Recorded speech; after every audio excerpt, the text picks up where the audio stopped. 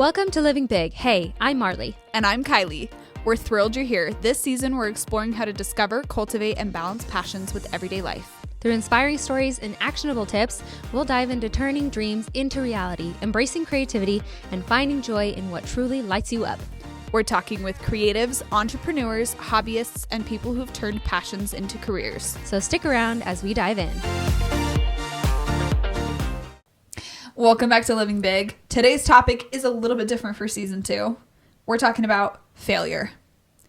We're not talking about success. We are talking about failure because I don't think it's talked about enough. It's something I'm deeply feeling with some of the things that I have been going through. And so we are just going to dive straight into the nitty-gritty and get really real today with this topic. Yeah. I think that failure is usually whispered about. People are usually very afraid to say it out loud, to say like, I failed. And it's super uncomfy. I don't like feeling like a failure. I don't like experiencing failure, but it is a fact of life. It is actually a badge of honor that I want to wear. Ooh. I want to reframe it a little bit. Okay. Because failure is lessons, and I don't think it deserves to be squished to the background or hidden, because it is what inevitably helps us get to the point of success. And I think we should just own it. I think we should just start talking about it and embracing it and saying, like, I failed. And not look at it as something that always needs to be fixed, but something to celebrate.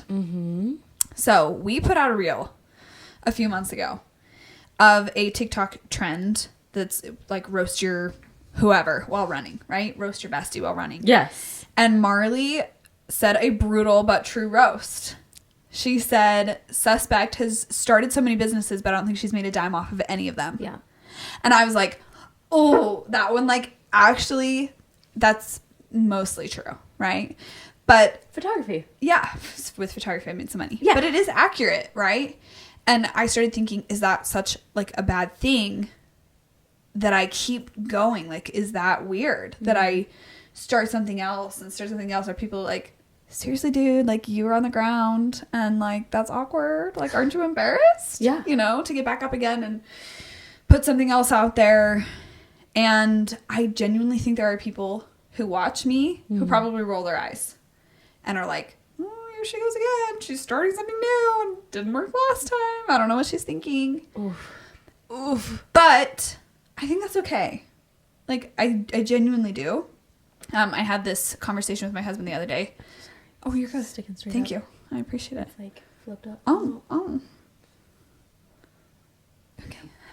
The whole beginning part. That's all good. Talk about failure. I know, My right? collar's sticking up.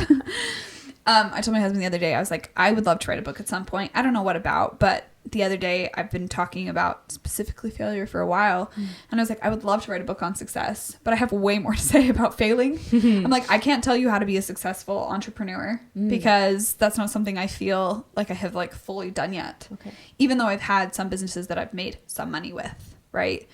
I don't feel like it's been like this giant career success. Right. And so I was like, it would be cool to write a book on success, but I can't tell you, like, this is how to do it. Yeah. A, B, C, do this, plug it in. It will come out exactly like so. Right. But I do think I have plenty of material for a book on failure because that's something I have both seen and been a participant of in my life. And I think failure stories are actually more relatable than success stories. I think the pressure to make it is so real, and it's just hard to like always feel like you're trying to like measure up to a certain scale and everything like that. But I think loving the process and letting yourself just absolutely dive down into the pit of despair sometimes it's real. It's life. Oof. It's hard. Yep. A little personal story, jumping straight in here. I poured 3+ years into something, like not just casually, like very much No, you ran it. You ran it. money, time, Full-time job. energy, honestly, identity into it, and it collapsed. And I knew that was always a risk when going into it. But, like, I chose to do this while I was, like, in the formative years of, like, having my first 2 kids and being pregnant and having them at home and just, like, literally night after night, day after day, pouring my heart and soul into it. And whether or not my co-founders feel the same way, it was a really heavy burden for it to all come crashing down.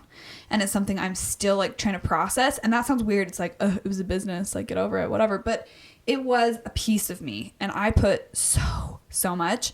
And I think, like, we don't talk about the deep grief enough of a career failure and what that actually looks like in real life. Like, how many hours I've spent on my knees crying in my husband's arms, like, tears, hope, joy, all of it wrapped into one. And sometimes, like, feeling straight up like a total loser or like a total fraud. Just like, I talk a big game and I try to do the whole fake it till you make it and then didn't make it. So awkward. Like, skirt. It's awkward. And I have definitely questioned my own worth and my identity through the process. And I feel like it's a relevant topic when talking about passions.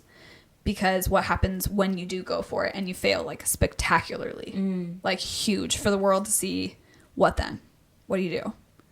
And what do you do when you feel like a failure? And I think the failure is absolutely necessary, but it's the opposite. It isn't the opposite of success. It's part of it. And like we've talked about in some previous episodes, we've talked about how failure,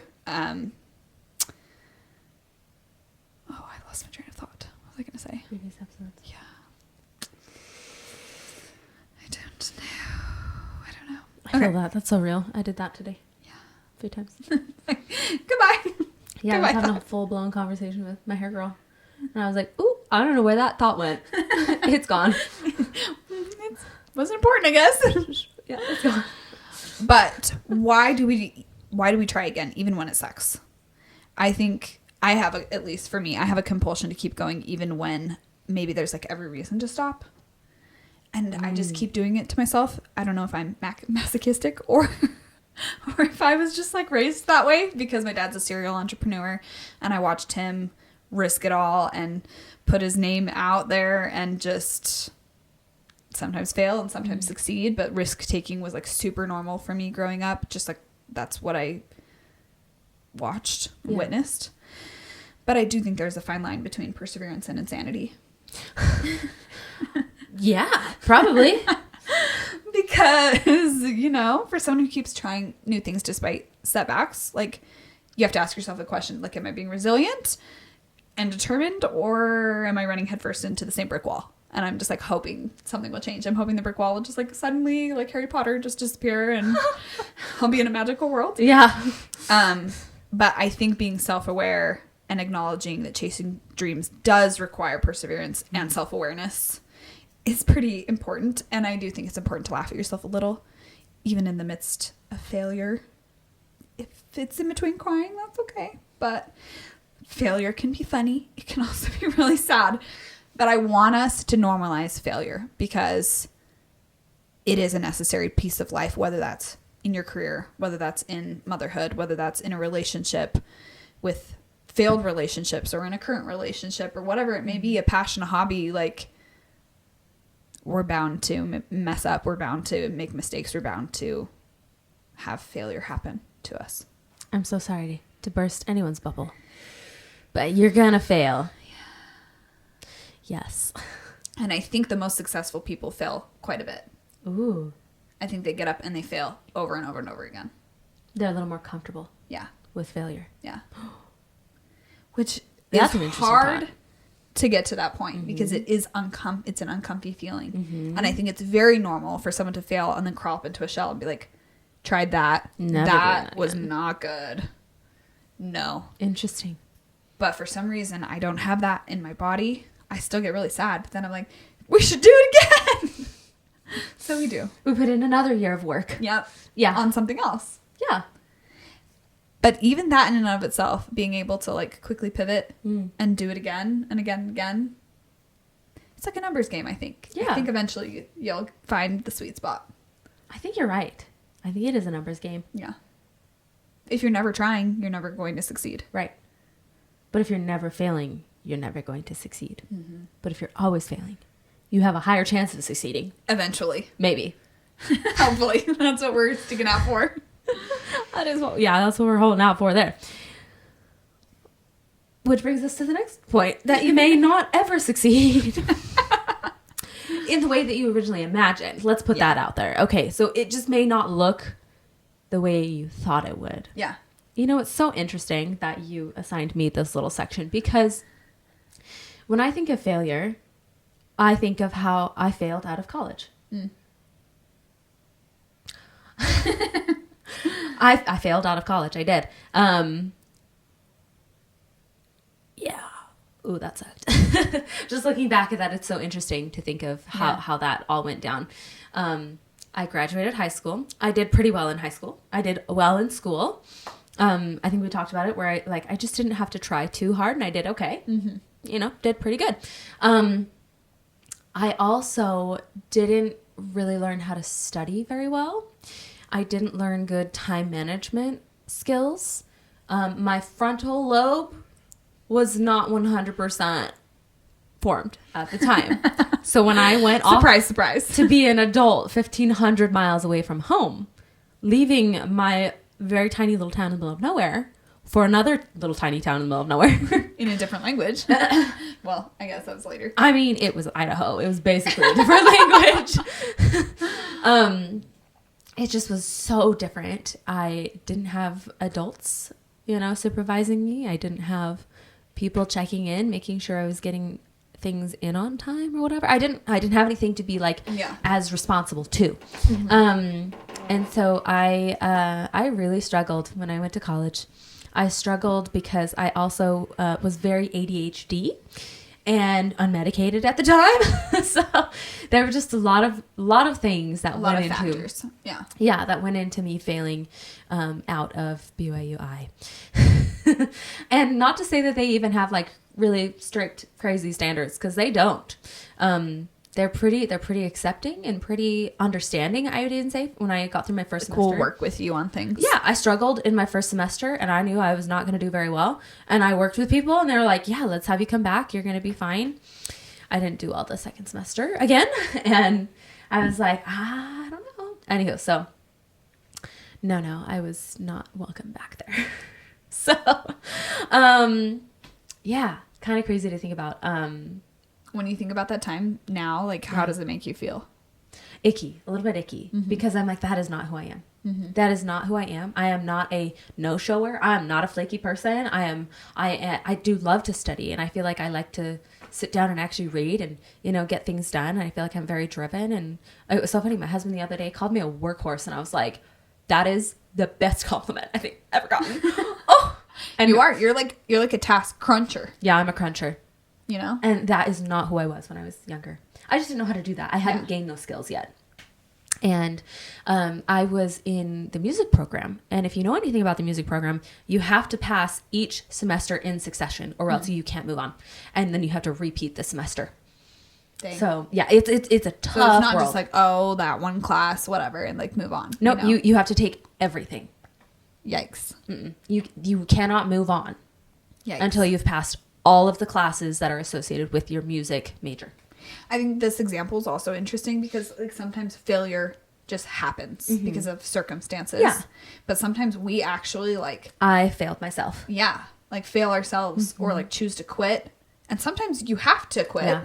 But there are situations and scenarios. There's just so many different kinds of failure. Yeah. And you can learn from all of them. Mm-hmm. But it's so interesting because this example you're talking about, you're like, I feel icky because I chose that. Yeah. And you're like, I wish I hadn't because that's not who I am now. Oh, I don't know though. You're like, I wish I hadn't. True. Because I don't think I wish it was different. Yeah. It's just odd to think of myself being that way. Yeah. As that being part of your story mm-hmm. because it isn't who you are now.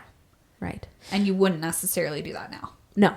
But I don't think I would change it. Yeah. Because I would be stuck doing opera. Mm-hmm. And that's it. Yeah.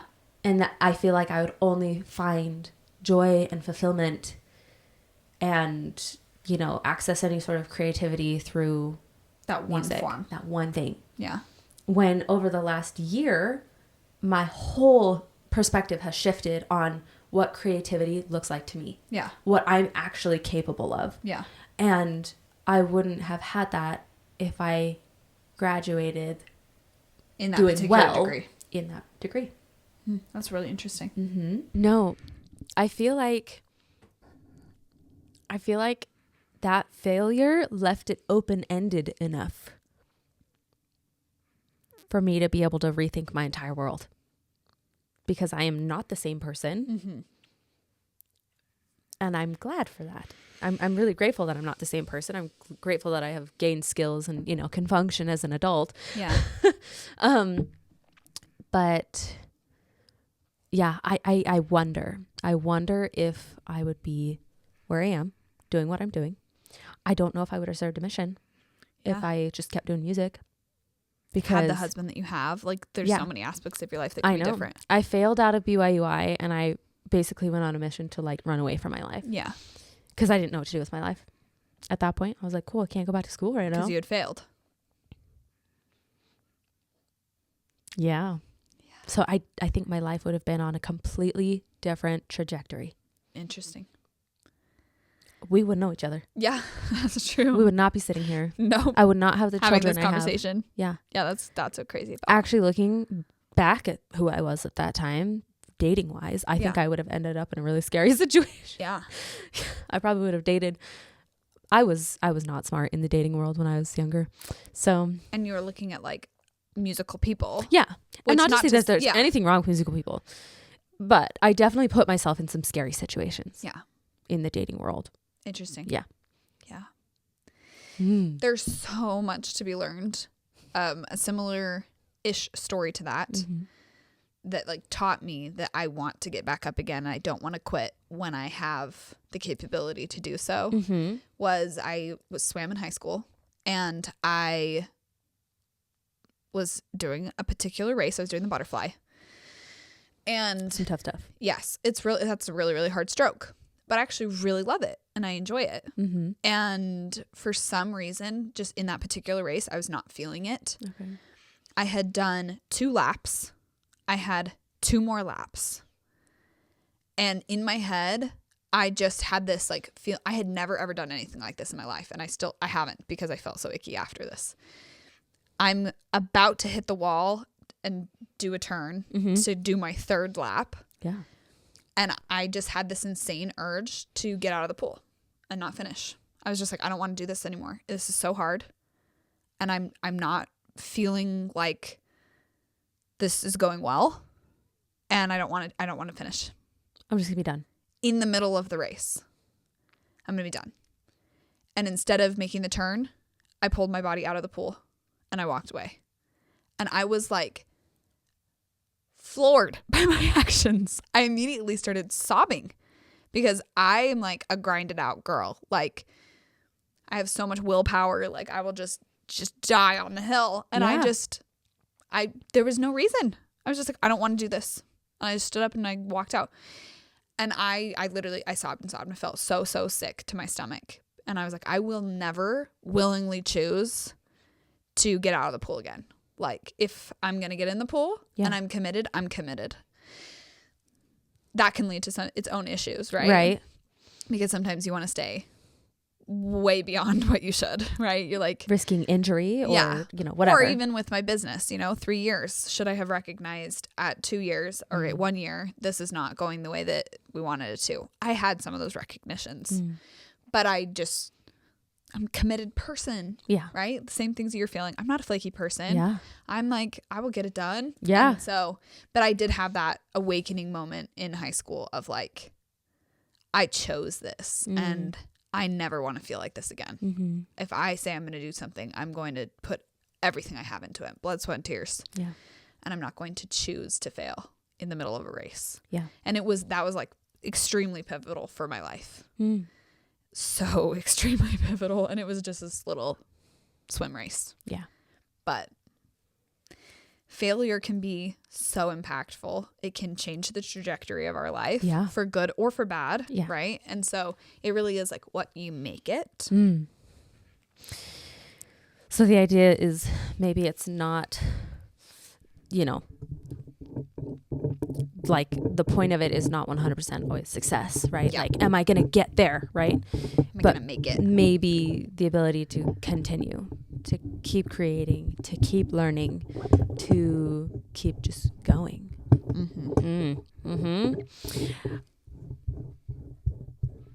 The question is, how do you separate your version of your self-worth? Yes. Because there is a version of self-worth that is inherent, right? But then there's your version of how you perceive yourself from your business ideas, maybe when they do fail or things like that. How are you feeling? Oh, it's so hard because it's so hard. I want to say like, oh, it's easy. And maybe in some cases, sure. Like I did this cute little real life magic thing, and I wouldn't say it was a failure, but it wasn't a success in the sense of the goals that I had set for it to actually make money and not spend more money than I was making, you know? But I don't attach my self-worth to that particular business. Okay. But then something that like I had a team on my back and I was like employing them and feeling like I was making a difference in their life and building relationships with people and built a service that I actually feel like could really be beneficial to people. And like I said, I think for me, this particular one has been a hard thing for me to decouple my self-worth from, because I sacrificed like so much time with my kids for it and things like that I'm like, no, like if it didn't work, was that sacrifice worth it? Yeah, in vain. And like, did I hurt my family?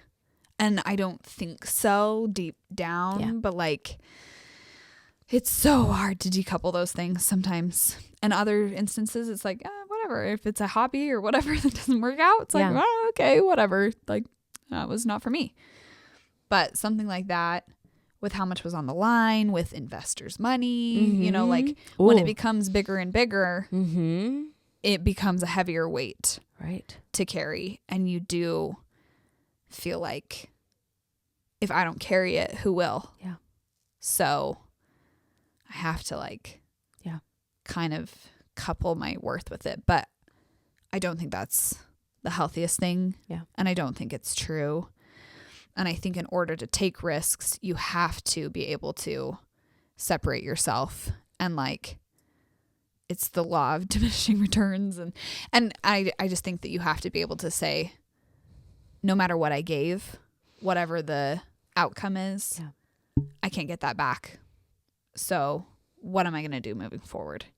And am I going to let that eat me up and just like always be a waste? Or can I take that and do something good with it? Yeah. And that's what I would like to do. Ugh. It's just tough. Like I see how this is really raw for you, because it's like recent. Yeah. It's very recent. It's very fresh.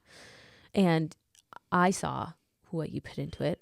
You know, I'm sure Hiram saw way more than I did. And I just know how passionate you were about it and excited and what it could be. Like the potential was there. Yeah. And it just, everything I felt like was working against you to make it happen. And sometimes it is that way. And you still push through. Control. You still really push through to try and make it happen. Yeah. Jeez. It's so hard. Oh, it's so tough. It's so hard. Yeah. Yeah. Oh, yes. So the one thing you need to try, again, after a failure, is a reason bigger than just proving people wrong. Yes. I honestly feel like I'm sitting here thinking like, I think part of me went and served a mission because I didn't want people to like perceive me negatively after I failed out of college. Yeah. Because I was kind of in my little town, like a golden child kind of thing. Right. And scared of what people are going to think if you just go home. People looked up to me. Yeah. At least that's how I perceived it growing up, kind of thing. And going home, a failure. No, I'm coming home so I can go serve a mission. Right. It kind of like covered that a little bit. It gave me an out. It gave me an excuse. Yeah. Ooh, just confronting some things right now. So, it could be an uncomfy ooh, topic. It is uncomfy. It is very uncomfy for sure. I do think, like, I've seen this in a lot of serial entrepreneurs as well, who, after they fall and people are like, well, like, we kind of knew that was going to happen, you know? Yeah. And then Yes. you're like, But really excuse your bum. Yeah. Like, no. So then you try to go prove them wrong. And I think there can be merit in that idea of like proving to yourself right. that you actually can do the thing. Yeah. Even if that one thing was a failure. But I do think you have to have a bigger reason than to just prove people wrong. Well, what's the point if it's for other people? Yeah.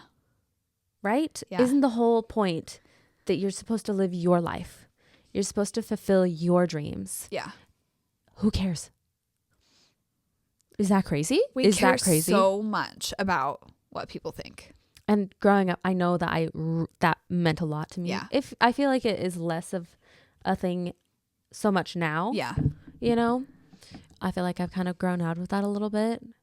And maybe it's because we put ourselves online all the time. Yeah. And you just kind of have to get to a point where you're like, I don't really care.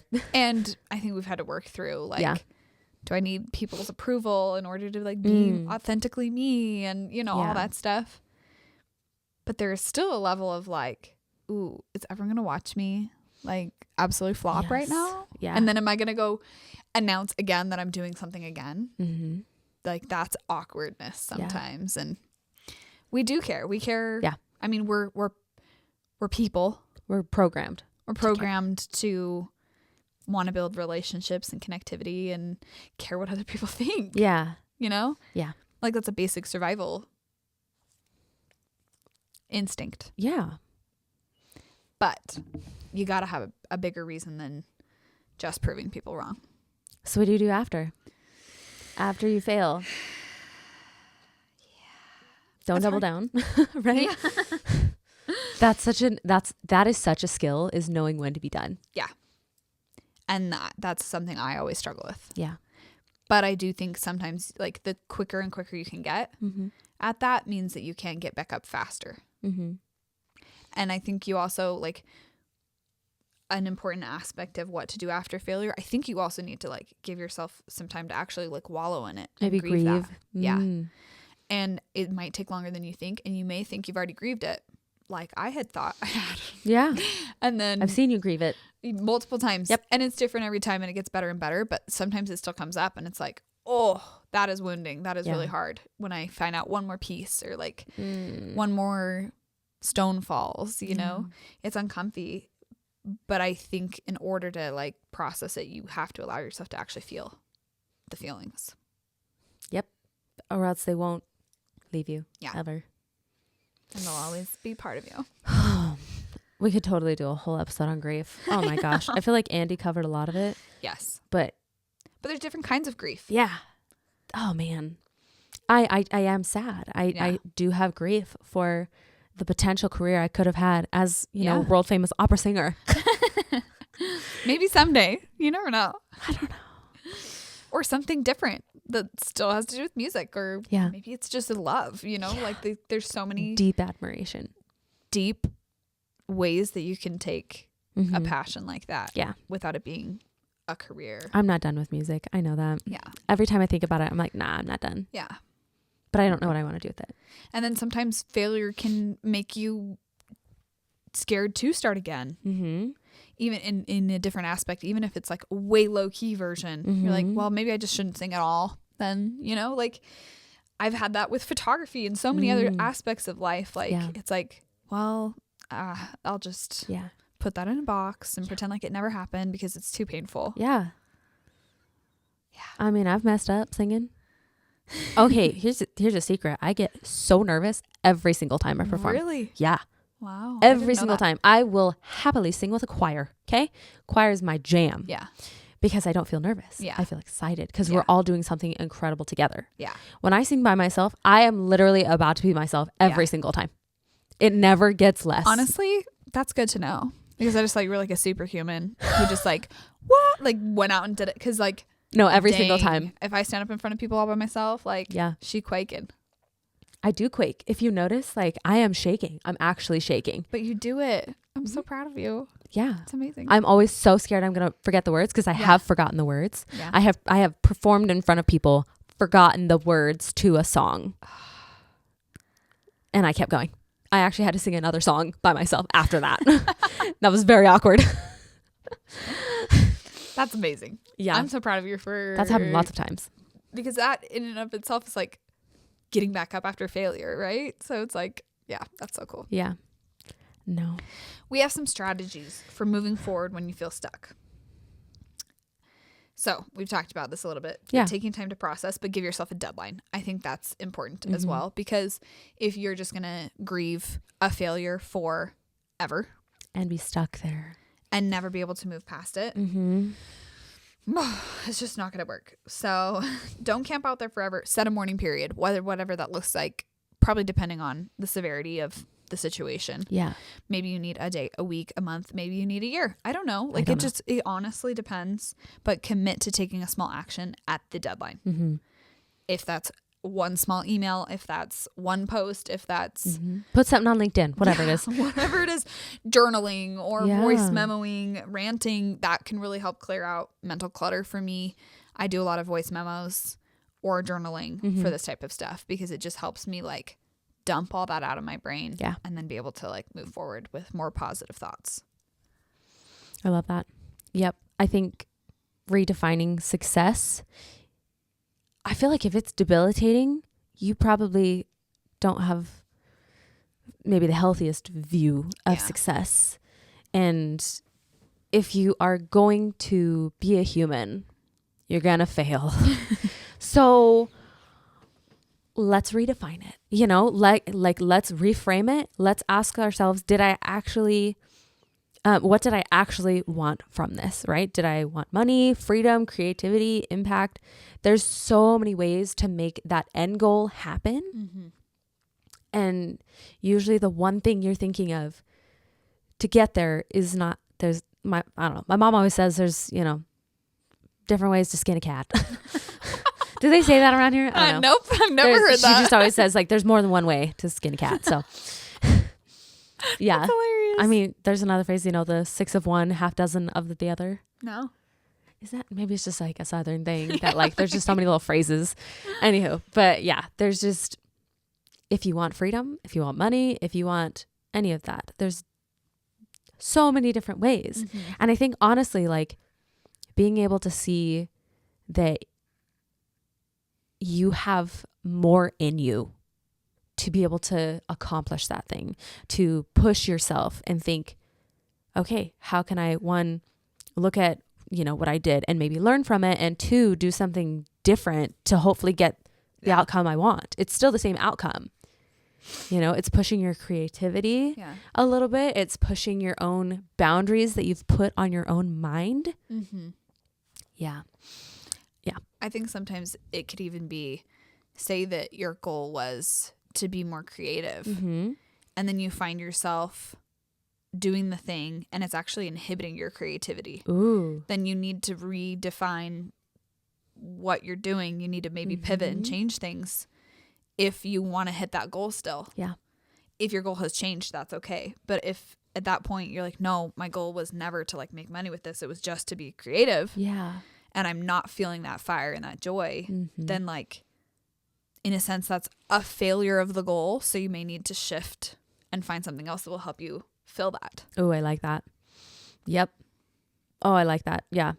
Rather than making it big, whether it's financially or, you know, maybe you want 100,000 followers or something. I don't know. Yeah. Whatever it is that is making it big to you, maybe let's look at it as being able to learn and adapt and pivot. I think that is some higher level thinking skills.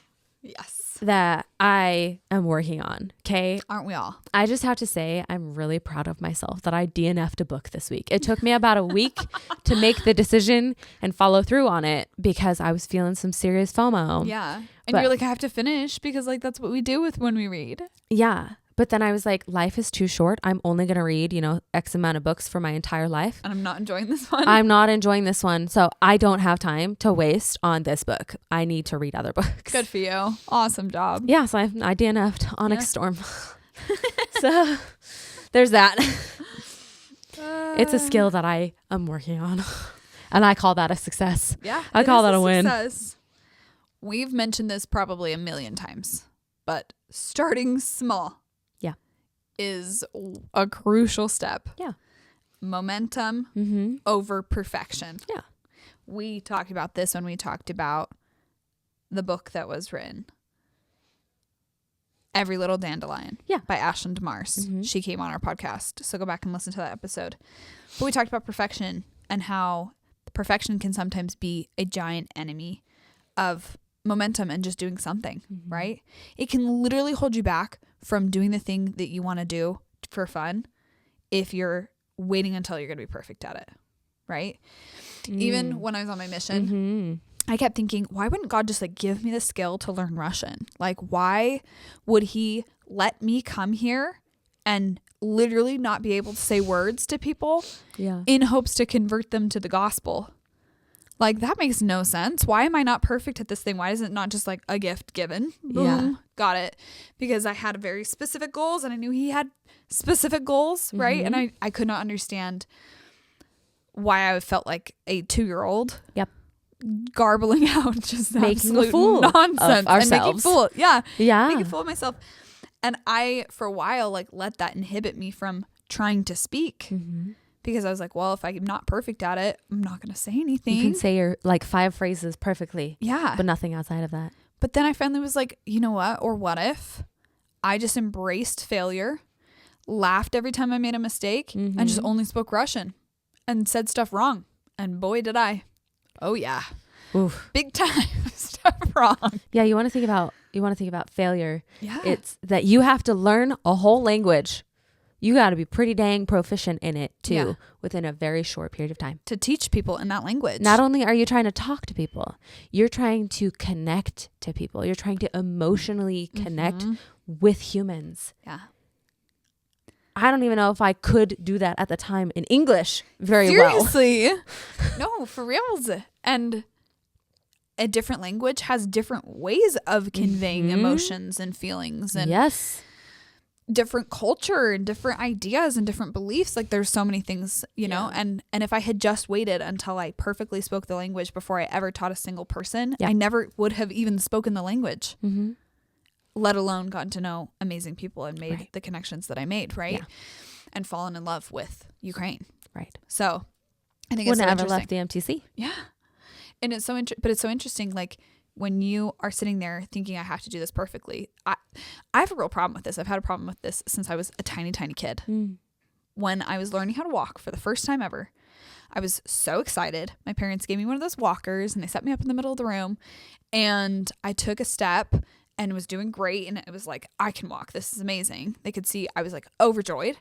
And eventually I hit a wall because you're a little kid. There are walls. And there are walls in a room. Yeah. You know? So I hit a wall. And when I could not immediately figure out how to turn myself around with the walker and go back to the other side, I decided it wasn't even worth it to walk at all. Oh. So my parents would put me in the center of the room and I knew that inevitably at some point I was going to hit a wall. So I just wouldn't even move from the center. Interesting. And they had to they're like working, trying she knows she's going to fail eventually. So I'm not going to do it at all. And I've had to fight that my whole life and push myself really, really hard because I do think it is so important to fail. It's important to run into the walls and we will. Yeah. There are walls. You are going to run into them. Oh yeah. You can learn how to turn around and walk back to the center of the room. Yeah. But only if you start walking in the first place. If you never, ever take the steps, you won't fail, but you also will not succeed. And that's sad. Oof. And we are not about that here on Living Big. Nope. Sorry. We're the anti-comfort creators. Yes. Yes. Absolutely. Because there is no growth in the comfort zone, no comfort in the growth zone. Yep. I can't coin that phrase, but it is so good. And I feel like it fits so well. It does. Sorry. Yeah. It does. Break big goals into laughably small steps. If you're having a hard time battling your perfection, email one person, write one sentence, post one thing. Little. Action creates clarity. Action is super, super important to help you get unstuck rather than just thinking about it, actually doing something. If you're always thinking about it, you can talk your way out of anything. Yeah.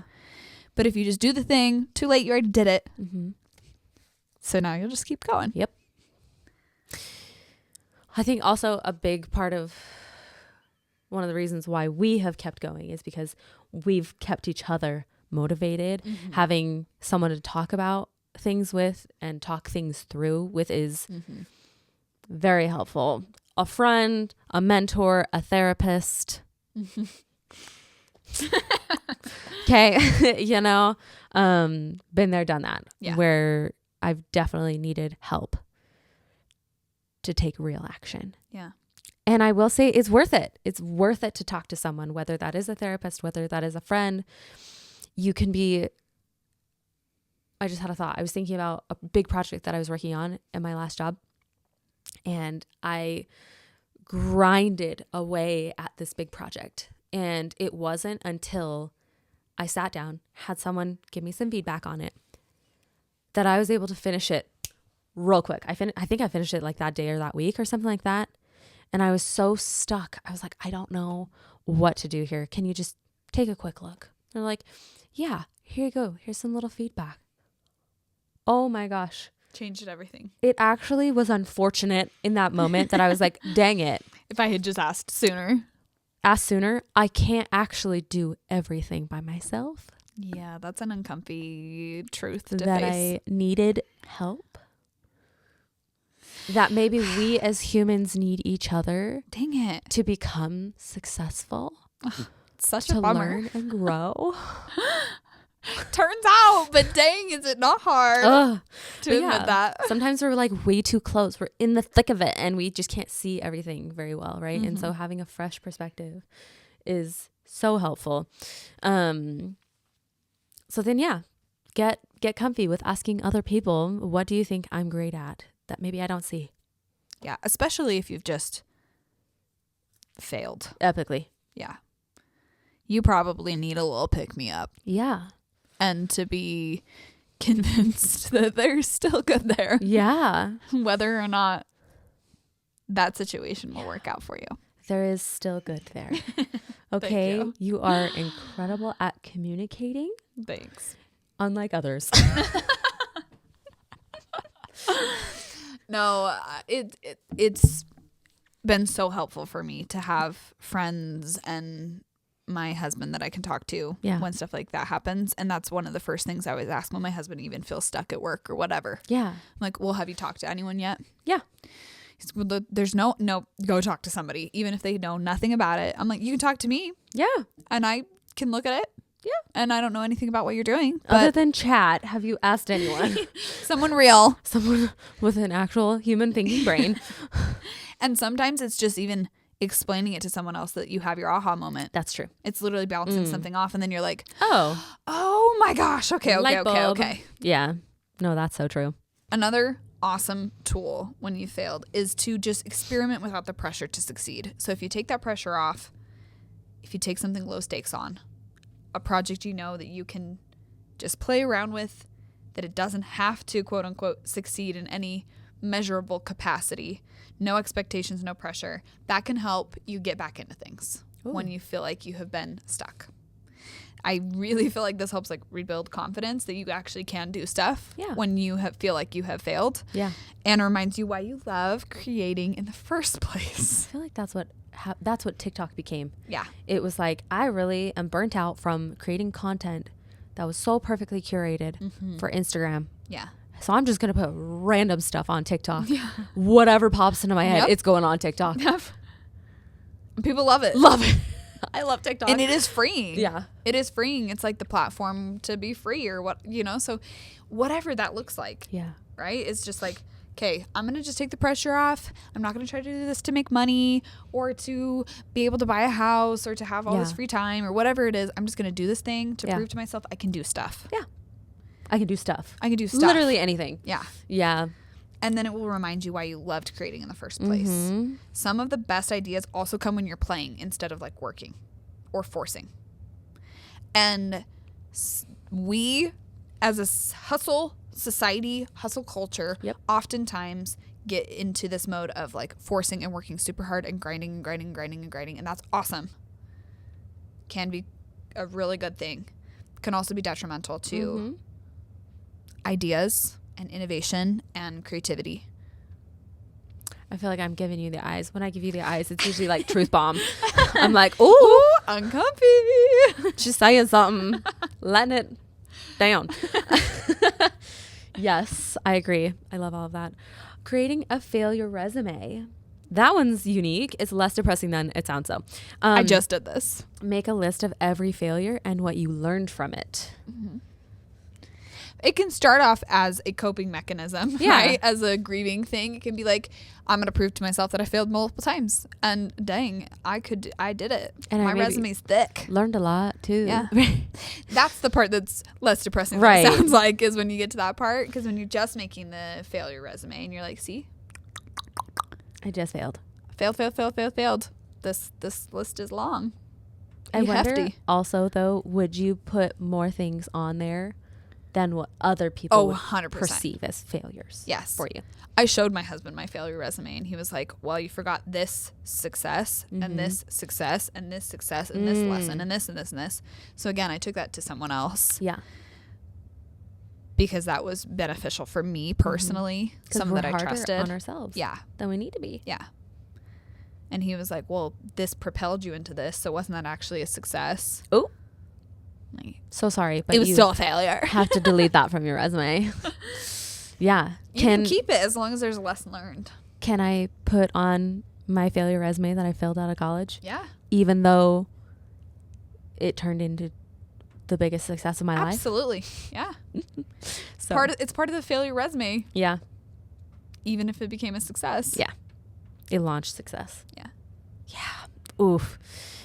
I feel like writing things down, getting it out of your head, putting on to paper, or, if you type it on your computer, whatever, it could help you to see patterns, recognize maybe what worked, what didn't work, help you to know when to DNF that project, whatever it is. For those who don't know, DNF is did not finish.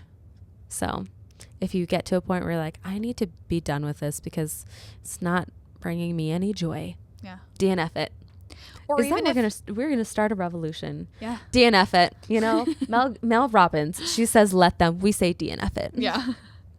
And sometimes it may even be just a pause. Yeah. Because even like real life magic, I brought that up. That was a really fun thing that I was working on. I'm still really passionate about it. I would love to go after it again at some point. But it was not successful in the time being, and I wanted to focus my efforts on something else. That's something we haven't even scratched the surface on, is like timing. And timing is pretty much everything. Timing is everything. That's so cliche to say, but it's cliche and dang true. Yeah. It's so true. It's so true. Yeah. I mean, if nothing else, it makes for a great book or a podcast episode. Like right now. Right now. Literally moments after this last failure that I was feeling, I texted Marley and I said, can we please do a podcast episode? Because I have a lot to say about failure. Absolutely. So here we are, yapping your ear off. That's what happens when you start your own podcast and you talk about whatever the heck your little heart desires. Yep. So we're passionate about failure. If you couldn't tell. Last but not least, bet on yourself. Again, even if it feels stupid, especially if it feels stupid. Because chances are it probably kind of does on some level, at least for me. If you still feel the pull to something new, trust that instinct and go for it. You're not failing. You're collecting data. And I am trying to shift my mindset a little bit. Like, instead of, wow, I'm such a failure. That was epically failed. No. I'm collecting data to get to my success in the long run. This is just going to help me. It's a lesson. It's things to learn. Oh, I love that. The people who really ever eventually make it are the ones who just keep going despite the losses. And they're resilient. They just keep getting back up. And you're like, dang, you've been punched. You should really just lay down. Just maybe stay down for a little bit. It's okay. Take a nap. And they're like, nah, I'm bloody in the face. I'm going to get back up and go again. It's yes. like, that's okay. We're going to be Rocky here, right? Yes. Yes. Keep going despite the losses. I love that. Yes. So just let's kind of wrap this up, make it pretty here at the end here. we've kind of gone all over the place. Have you said everything that you wanted to about failure? No, but I'll write a book, so it's fine. Okay, perfect. Perfect. So first things first, let's reframe failure as proof of effort. I love that. And how cool is that? How cool is that you decided to do something hard or scary or exciting, things that made you happy? That's always worth it. That's always worth it. Yeah. Let's have you share your biggest L with us. We will be on the stories, so make sure you're there, so we can kind of share our failures. I feel like I've shared a pretty big fat one. There's definitely more. They can be funny. Yeah. They can be serious. We can cry. We can laugh together. Yeah. We can do whatever needs to happen. Maybe it's just something like small and dumb, but if it's big, sure, we will share. Your biggest L of the day, the week, the month, we don't care. We want to hear it. We want to laugh or we want to cry. Yeah. Yes. If you actually want something, you're going to have to keep going. Whether that makes sense or not. Yeah. You're just going to have to keep going. And maybe that pivots how you get there. Yes. I will say for me personally, my life does not look anything like I thought it would when I was in college. And thank the Lord for that.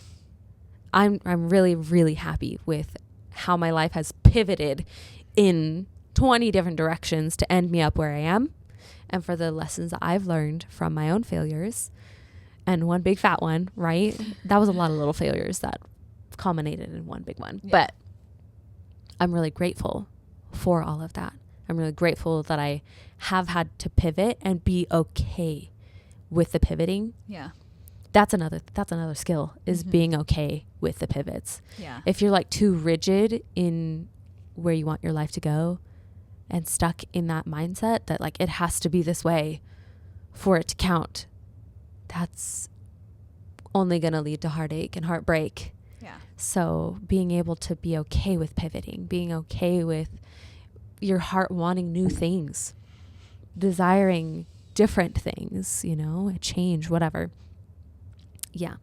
It's going to take time. It's going to take change, and it's going to be okay. Yeah. Yeah. Yeah.